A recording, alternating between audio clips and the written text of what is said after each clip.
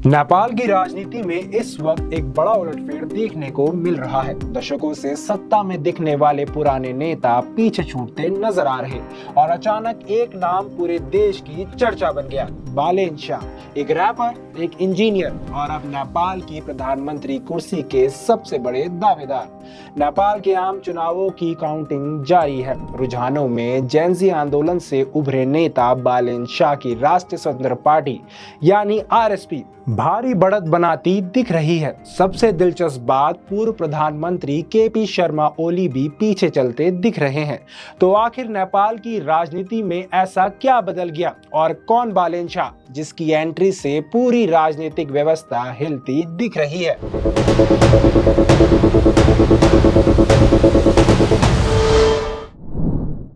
नेपाल में 5 मार्च को आम चुनाव हुए। मतदान में 60% से ज्यादा लोगों की भागीदारी दर्ज हुई।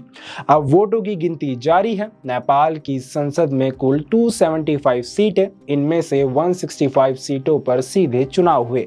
इंडिया टुडे की रिपोर्ट के मुताबिक 7 मार्च सुबह तक 162 सीटों की काउंटिंग सामने आई। रुझानों के मुताबिक राष्ट्रीय स्वतंत्र पार्टी आरएसपी 122 सीटों पर आगे, नेपाल कांग्रेस 17 सीटों पर आगे, सीपीएन यूएमएल 10 सीटों पर आगे और नेपाली कम्युनिस्ट पार्टी 10 सीटों पर आगे।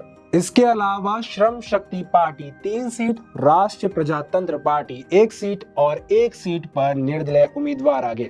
इन आंकड़ों से एक साफ संकेत मिलता है, नेपाल में नई पीढ़ी की राजनीति का उभार हो रहा है।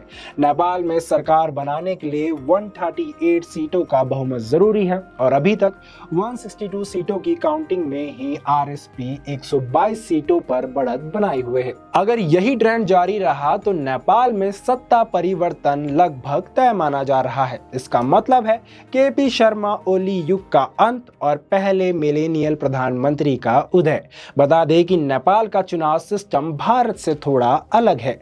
यहाँ मिक्स्ड इलेक्टोरल सिस्टम चलता है। पहला तरीका है फर्स्ट पास द पोस्ट। इसमें वोटर सीधे अपने क्षेत्र के उम्मीदवार को वोट देता है। इस प्रक्रिया में 165 सांसद चुने जाते हैं।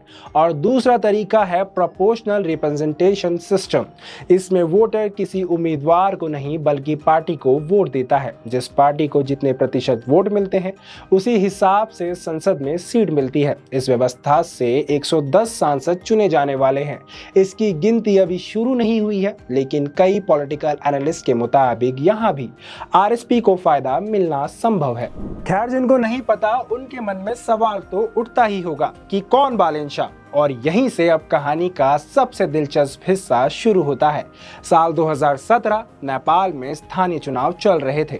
उसी दिन एक युवक ने फेसबुक पर पोस्ट लिखा, आज मैं वोट नहीं करूंगा क्योंकि मैं उम्मीदवार नहीं, लेकिन अगले चुनाव में मैं खुद को वोट दूंगा। उस वक्त लोगों ने इसे मजाक समझ लिया, लेकिन 5 साल बाद वही युवक काठमांडू के मेयर चुनाव में उतर गया और नतीजा, नेपाल की लगभग सभी बड़ी पार्टियों को हराकर काठमांडू मेट्रोपॉलिटन सिटी का मेयर बन गया। उस युवक का नाम बालेन्द्र शाह यानी बालेन शाह। बालेन शाह का जन्म 1990 में हुआ। पिता डॉक्टर राम नारायण शाह, मां ध्रुव देवी शाह। पढ़ाई की बात करें तो काठमांडू के white house institute of technology से सिविल इंजीनियरिंग, इसके बाद भारत के कर्नाटक स्थित विश्वेश्वरैया टेक्नोलॉजिकल यूनिवर्सिटी से स्ट्रक्चरल इंजीनियरिंग में मास्टर्स। लेकिन इंजीनियरिंग के साथ साथ एक और पहचान भी बनी, रैपर बालेन। उनके कई गाने नेपाल में लोकप्रिय हुए, जैसे कि आम नेपाली बुबा और नेपाल हासेको। इन गानों में नेपाल की राजनीति और समाज पर तीखी टिप्पणी है और सोशल मीडिया और इंटरनेट ने बालेन शाह की लोकप्रियता पूरे देश में फैला दी।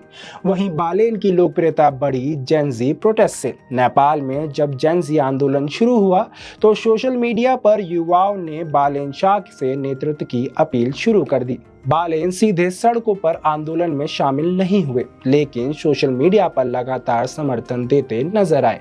यहीं से उनकी छवि युवा और सिस्टम के खिलाफ आवाज उठाने वाले नेता के रूप में उभरती चली आई। इसके साथ ही बालेन की राजनीति पर सवाल भी उठ रहे हैं। हालांकि कुछ एनालिस्ट सावधानी बरतने की सलाह देते हैं। नेपाल के प्रसिद्ध लेखक और चिंतक सीके लाल ने बालेन शाह के उभार की तुलना यूक्रेन के राष्ट्रपति जेलेंस्की से की। जेलेंस्की भी राजनीति में आने से पहले कॉमेडियन के रूप में मशहूर थे। विशेषज्ञों के मुताबिक पॉपुलिस्ट नेताओं के साथ एक चुनौती रहती है, मजबूत संगठन की कमी और स्पष्ट विचारधारा का अभाव। ऐसे में जनता की उम्मीदें बहुत बढ़ जाती हैं, लेकिन नतीजे हमेशा उतने बड़े नहीं निकलते। फिलहाल चुनावी रुझान एक बड़े संकेत देते हैं। नेपाल की जनता नई राजनीति और नए नेतृत्व को मौका देती दिख रही है। अगर यही ट्रेंड जारी रहा तो जल्द ही नेपाल को अपना पहला मिलेनियम प्रधानमंत्री मिल सकता है। अब सबसे बड़ा सवाल ये आता है कि क्या सिस्टम के खिलाफ आवाज उठाने वाले बालेन शाह सत्ता में आकर नेपाल में बड़ा बदलाव ला पाएंगे, या फिर राजनीति का ये प्रयोग भी पुराने ढेर में ढल जाएगा। वैसे इस पर आपकी क्या राय है? आज की इस वीडियो में इतना ही। मैं हूं अरुण और आप देखते रहें JHS न्यूज़।